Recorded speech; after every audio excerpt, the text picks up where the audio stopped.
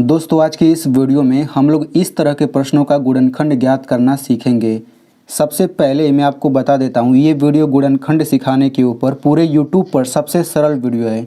इस वीडियो को देखने के बाद एक कमज़ोर से कमज़ोर बच्चा भी गुणनखंड करना सीख जाएगा। ये बात मैं पूरे दावे के साथ बोल रहा हूँ। आप अपने आप को लकी समझिए कि आपको ये वीडियो देखने का मौका मिल रहा है। तो चलिए इस वीडियो को शुरू करते हैं।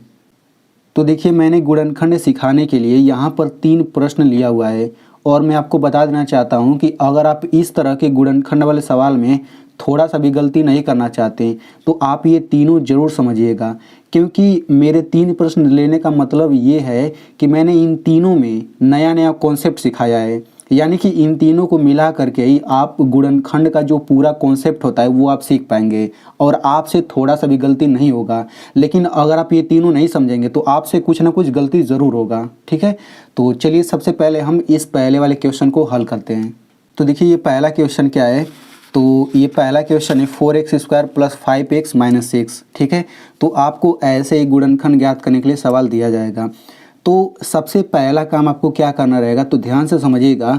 जो शुरू में संख्या दिया रहता है और जो अंतिम में संख्या दिया रहता है, सबसे पहले आपको इन दोनों का गुणा करना रहता है। ठीक है, तो 4 और 6 का गुणा करेंगे, कितना आएगा? 4 × 6 = 24। तो मैं यहाँ पे 24 लिख लेता हूँ। ठीक है, यानी कि गुणनखंड वाले सवाल में सबसे पहले आपको यही काम करना रहेगा, शुरू वाले संख्या का अंतिम वाले संख्या में गुणा करना रहेगा। तो मैंने गुणा करके यहाँ पे लिख लिया। ठीक है, अब गुणा करने के बाद अब हम क्या करेंगे, देखिए अब आपको 2 संख्या खोजना है। ठीक है ना, अब कैसी 2 संख्या खोजना है इसको आप सुनिएगा ध्यान से। तो देखिए, मैंने गुणा करके 24 लिख लिया।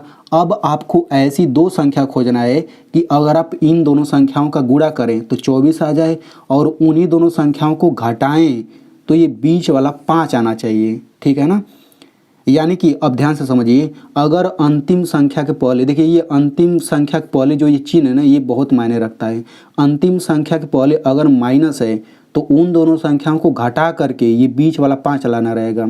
अगर अंतिम संख्या के पहले प्लस है तो उन दोनों संख्याओं को जोड़ करके ये बीच वाला लाना रहेगा। ठीक है ना, इतना आप ध्यान दीजिएगा, क्योंकि माइनस का मतलब घटाना होता है, प्लस का मतलब जोड़ना होता है। ठीक है, तो मैं यहाँ पे आपको एक बार फिर से बता देता हूँ कि आपको ऐसी 2 संख्या खोजना है कि अगर आप उन दोनों संख्याओं का गुणा करें तो 24 आ जाए और उन दोनों संख्याओं को घटाएं तो 5 आ जाए। तो वो दोनों संख्या खोजिए ज़रा।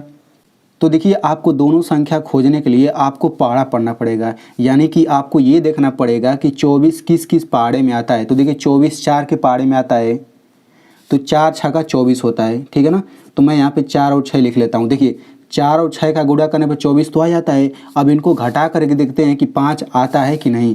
तो घटाने के लिए हमेशा बड़ी संख्या में से छोटी संख्या घटाएंगे। तो 6 में से 4 घटा के कितना आएगा? 2 आएगा। यानी कि जिन दोनों संख्या को हम लोग खोज रहे थे वे दोनों संख्या 4 और 6 तो नहीं है, क्योंकि हमें ऐसी 2 संख्या खोजना है जिनका गुणा करें तो 24 आ जाए और उनको घटाएं तो 5 आ जाए। ठीक है, लेकिन यहाँ पे इन दोनों का गुणा करने पर 24 तो आ रहा है, लेकिन घटाने पर 5 नहीं आ रहा है। तो अब हम दूसरा संख्या खोजेंगे। तो अब देखिए 8 के पहाड़े में 24 आता है, 8 × 24। ठीक है ना, तो मैं यहाँ पे 8 और 3 लिख लेता हूँ। तो देखिए 8 और 3 का गुणा करने पर 24 तो आ जाता है। इनको घटाते हैं तो बड़ी संख्या में से छोटी संख्या घटाएंगे, कितना आएगा? 5। यानी कि जिन दोनों संख्या को हम खोज रहे थे वे दोनों संख्या 8 और 3 है, क्योंकि 8 और 3 का गुणा करने पर 24 भी आ जाता है, इनको घटाने पर 5 भी आ जाता है। तो हमने वो दोनों संख्या खोज लिया। तो आपको दोनों संख्या हर एक गुणनखंड वाले सवाल में खोजना रहेगा। ऐसे ही 2 संख्या खोजना रहेगा। जैसे इस वाले सवाल में दोनों संख्या 8 और 3 है, तो दोनों संख्या खोजने के बाद अब आपको क्या करना रहेगा वो आप ध्यान से समझिएगा। अब इन दोनों संख्या को 4 बार लिखिए। ठीक है ना, तो मैं यहाँ पे 4 बार लिखता हूँ। 8 3 1 बार हो गया, 8 3 2 बार हो गया, 8 3 3 बार हो गया, 8 3 4 बार हो गया। 4 बार लिखने के बाद आपको क्या करना रहेगा, आप क्या करिए, दोनों में प्लस प्लस लगा दीजिए, दोनों में प्लस प्लस, और यहाँ पर दोनों में माइनस माइनस का चिन्ह लगा दीजिए। अब इसके बाद हम क्या करेंगे, ये पहले में माइनस दूसरे में पहले में प्लस दूसरे में माइनस लगा देंगे। अब पहले में माइनस और दूसरे में प्लस। ठीक है ना, इतना हम करेंगे। इतना करने के बाद हम क्या करेंगे, देखिए इतना कर लेने के बाद अब हम इसको हल करेंगे। तो देखिए +8 + 3 कितना आता है, ये आपका आ जाता है +11। -8 - 3 कितना आता है, -11 आ जाता है। ठीक है, +8 - 3 कितना आ जाता है, ये आपका आ जाएगा +5। -8 + 3 कितना आ जाता है, ये आपका आ जाएगा -5। ठीक है, अब इसके बाद ये हल कैसे हो गया, इसके बाद इतना कैसे आया, ये मैं आपको थोड़ा सा रूल बता देता हूँ। तो जल्दी जल्दी मैं आपको यहाँ पे बता देता हूँ। तो देखिए ध्यान से, अगर प्लस प्लस का चिन्ह रहेगा तो दोनों संख्याओं को जोड़ते हैं और बड़ी संख्या के पहले का चिन्ह लगाते हैं। अगर माइनस माइनस का चिन्ह है तो दोनों संख्याओं को जोड़ते हैं और बड़ी संख्या के पहले का चिन्ह लगाते हैं। प्लस माइनस का चिन्ह है तो दोनों संख्याओं को घटाते हैं। दोनों संख्याओं को घटाने का मतलब है कि बड़ी में से छोटी संख्या घटाते हैं और बड़ी संख्या के पहले का चिन्ह लगाते हैं। माइनस प्लस का चिन्ह है तो दोनों संख्याओं को घटाते हैं और बड़ी संख्या के पहले का चिन्ह लगाते हैं। ठीक है ना। तो अब ये रूल आप लोग स्क्रीनशॉट ले लीजिए, इसके बाद मैं आपको समझाता हूँ। ठीक है। तो देखिए इसमें प्लस प्लस का चिन्ह है तो जोड़ते हैं, तो 8 में 3 जोड़ा 11 आ गया और बड़ी संख्या 8 है, इसके पहले प्लस है तो मैंने यहाँ पे प्लस लगा दिया। ठीक है। माइनस माइनस का चिन्ह है तो संख्याओं को जोड़ते हैं, तो 8 3 11 आ गया, 8 बड़ी है तो इसके पहले माइनस है तो मैंने माइनस का चिन्ह लगा दिया।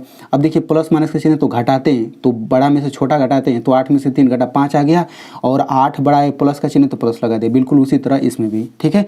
अब इतना कर लेने के बाद अब आप ध्यान से समझिएगा। देखिए अब आपको बीच वाला जो संख्या है ना, अब इसके पहले देखिए प्लस है, अब आपको ये चिन्ह सही से देखना है। तो ये +5 है ना, तो अब देखिए +5 है ना, तो +5 इसमें इन चारों में कहीं ना कहीं जरूर आ जाएगा +5। तो देखिए +5 यहाँ पे है, यानी कि बीच वाला चिन्ह सहित इन चारों में से हमेशा कहीं ना कहीं जरूर मिलेगा।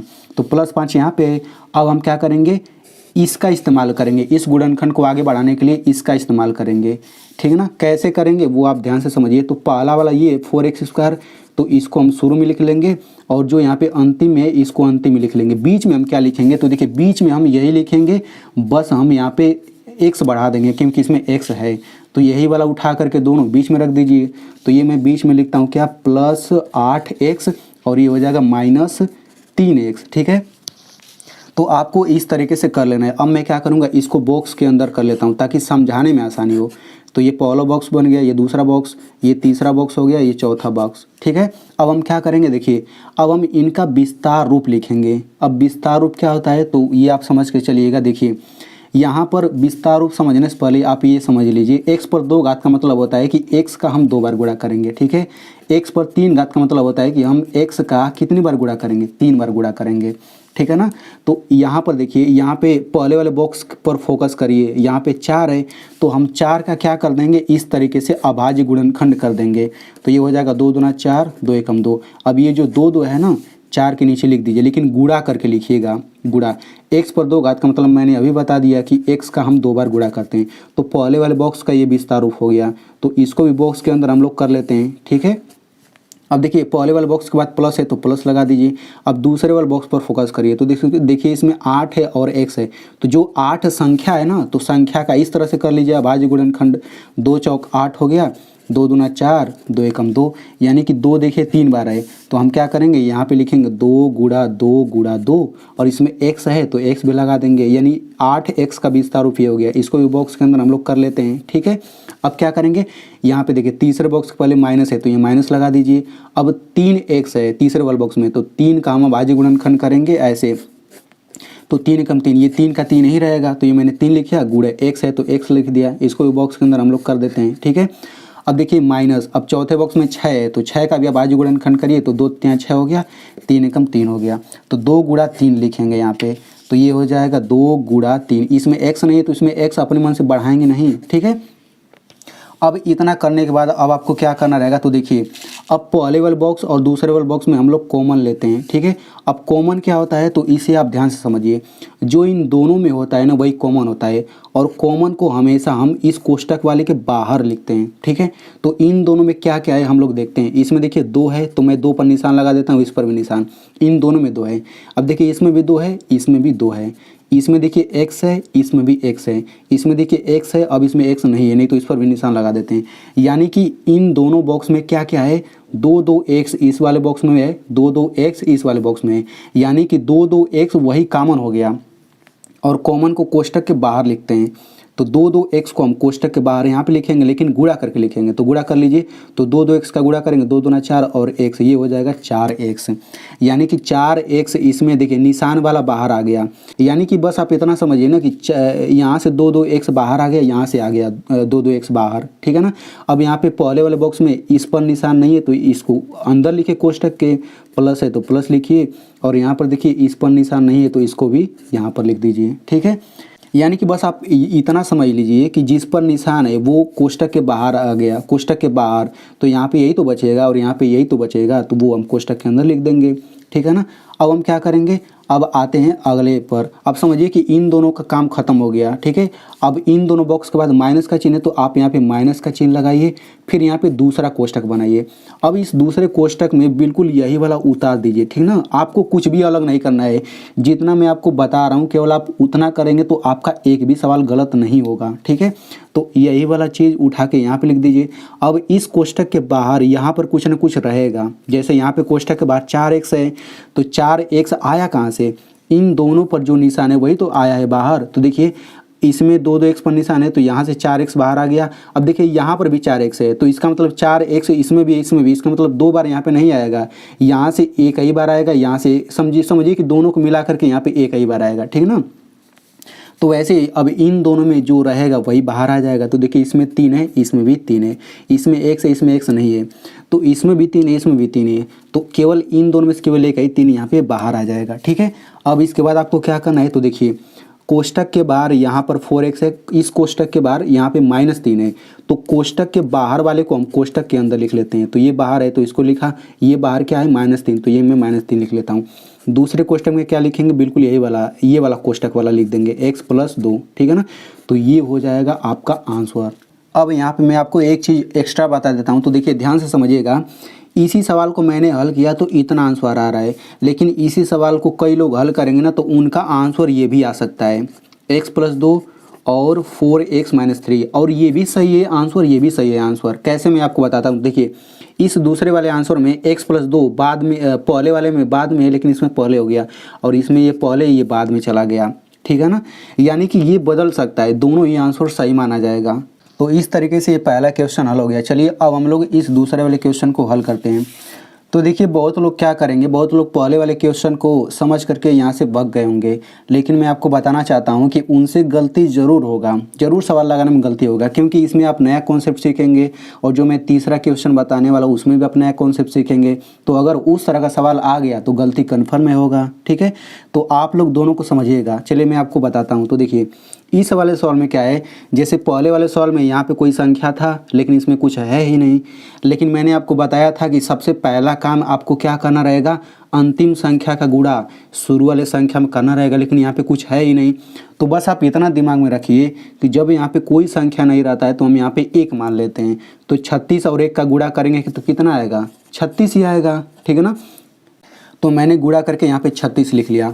अब हम क्या करेंगे, अब हमें ऐसी दो संख्या खोजना है कि अगर हम लोग उन दोनों संख्याओं का गुणा करें तो 36 आ जाए, और उनको घटाएं तो क्या आना चाहिए, 9 आना चाहिए।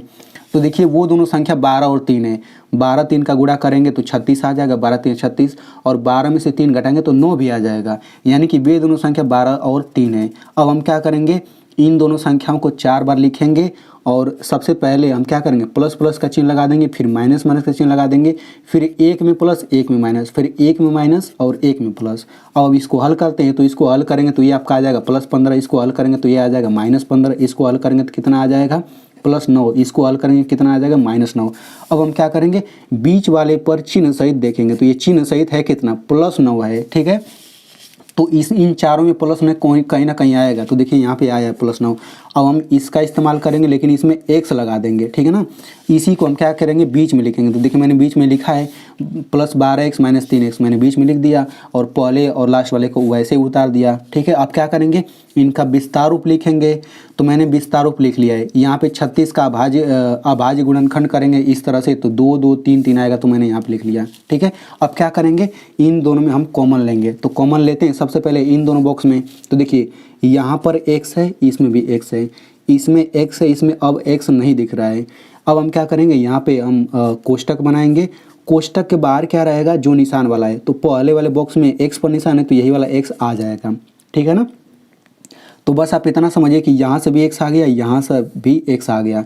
तो यहाँ पहले वाले बॉक्स में x पर निशान नहीं है तो ये अंदर रहेगा, प्लस है, प्लस लिखिए। यहाँ पर देखिए इन तीनों पर निशान नहीं है, मतलब इनका गुणा करके अंदर लिखेंगे ना, तो गुणा करिए तो 2 दूना 4 3 12, यानी कि यहाँ पे 12 आ गया। इन दोनों कोष्टक का काम खत्म हो गया। इन दोनों के बाद माइनस का चिन्ह है ना, तो आप यहाँ पे माइनस का चिन्ह लगाइए, यहाँ पर दूसरा कोष्टक बनाइए। अब इस कोष्टक में आप यहाँ से मिलाइए नहीं, बिल्कुल यही वाला उतार दीजिए, ठीक ना। देखिए जैसे मैं आपको बता रहा हूँ कॉमन लेने के लिए बिल्कुल वैसे ही लीजिएगा, आपसे हर एक सवाल होगा, ठीक है। अब देखिए इस कोष्टक के बाहर x है तो इस कोष्टक के बाहर भी यहाँ पे कुछ ना कुछ रहेगा, वो क्या रहेगा जो इन दोनों में है। तो देखिए इसमें 3 है, इसमें भी 3 है, इसमें x है, इसमें x नहीं है। इसका मतलब क्या कि देखिए यही वाला 3 यहाँ पे आ जाएगा, यहाँ से भी 3 आ जाएगा और समझिए यहाँ से भी 3 आ गया। मतलब इन दोनों में से कोई एक यहाँ पे हम लिख देते हैं निशान वाला, ठीक है। अब हम क्या करेंगे, इसके बाद कोष्टक के बाहर x है और यहाँ पे कोष्टक के बाहर -3 है, तो कोष्टक के बाहर वाला हम कोष्टक के अंदर लिख लेते हैं, दूसरे कोष्टक में बिल्कुल यही वाला लिख लेंगे x + 12। तो हमारा इसका आंसर ये हो गया। तो चलिए अब हम लोग इस तीसरे वाले क्वेश्चन को समझते हैं। तो देखिए आप लोग इस तीसरे वाले क्वेश्चन में भी अलग कॉन्सेप्ट सीखेंगे, ठीक है। तो इसको समझाने के बाद मैं आपको एक सवाल दूंगा, उसको आप लोग हल जरूर करिएगा, तभी तो मुझे पता चलेगा कि आपको समझ आ गया है, ठीक है। तो इसको मैं समझाता हूँ। तो देखिए इसको समझाने के लिए 6 और 5 का गुणा करेंगे 30 आ जाएगा, और बिल्कुल उसी तरह से दोनों संख्या खोजेंगे और इस तरह से कर लेंगे, ठीक है। फिर आप यहाँ तक आ जाएंगे, यहाँ पे कॉमन लेने में आप नया कॉन्सेप्ट सीखेंगे। तो आप कैसे कॉमन लेंगे, देखिए पहला बॉक्स ये है, दूसरा बॉक्स ये है। तो पहले वाले बॉक्स में 2 दिखा, इसमें देखिए 2 है, इसमें 3 है, इसमें 3 नहीं है, इसमें देखिए x है, इसमें भी देखिए x है, इसमें x है, अब इसमें दूसरा x नहीं है, ठीक है। तो यहाँ पे हम कोष्टक लिखेंगे, कोष्टक के बाहर क्या रहेगा जो निशान वाला है। तो पहले वाले बॉक्स में दो x पर निशान है, इसमें भी 2x पर निशान है, तो किसी एक से 2x उठा लीजिए, ये बाहर आ जाएगा। तो समझिए यहाँ से भी आ गया बाहर, यहाँ से भी बाहर आ गया। तो पहले वाले बॉक्स में किस पर निशान है, 3 और x पर निशान है, तो 3x यहाँ पे आ गया, प्लस है, प्लस लिखिए। इस पर देखिए 5 पर निशान है, तो ये 5 आ गया, ठीक है। अब इन दोनों का काम खत्म। इसके बाद माइनस है तो माइनस लिखिए, फिर यहाँ पे अगला कोष्टक बनाइए और बिल्कुल यही वाला यहाँ पर लिख दीजिए 3x + 5। अब इस कोष्टक के बाहर यहाँ पे कुछ ना कुछ रहेगा, वो क्या रहेगा जो इन दोनों में निशान लगेगा, जो इन दोनों में कॉमन रहेगा। तो देखिए इसमें 3 है, इसमें 3 नहीं है, इसमें x है, इसमें x नहीं है। तो अब यहाँ पे आपको समझना पड़ेगा। तो देखिए तो क्या होता है, इन दोनों में हमेशा कुछ ना कुछ कॉमन ज़रूर मिलेगा, यानी कि इन दोनों में आपको निशान ऐसे लगाएंगे ना, तो इसमें और इसमें निशान हमेशा लगेगा, कुछ ना कुछ ज़रूर मिलेगा। लेकिन इन दोनों में क्या होगा कि कभी कभी इन दोनों में कॉमन नहीं मिलता है, यानी इन दोनों में कभी कभी निशान मिलता ही नहीं है। जैसे देखिए इसमें 3 है, इसमें 3 नहीं है, इसमें x है, इसमें x है नहीं।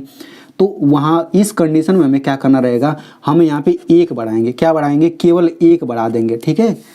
तो आई होप आपको समझ आ गया होगा। इसके बाद हम क्या करेंगे, कोष्टक के बाहर 2x है, यहाँ पर -1 है, तो 2x - 1 यानी कोष्टक के बाहर वाला अंदर लिख लिया हमने कोष्टक के, और दूसरे कोष्टक में बिल्कुल ये वाला लिख देंगे 3x + 5। तो ये हमारा हो जाएगा आंसर, ठीक है। अब मैं आपको यहाँ पे सवाल देता हूँ, तो आप लोग इस सवाल का आप लोग आंसर ज़रूर बताइएगा कमेंट बॉक्स में।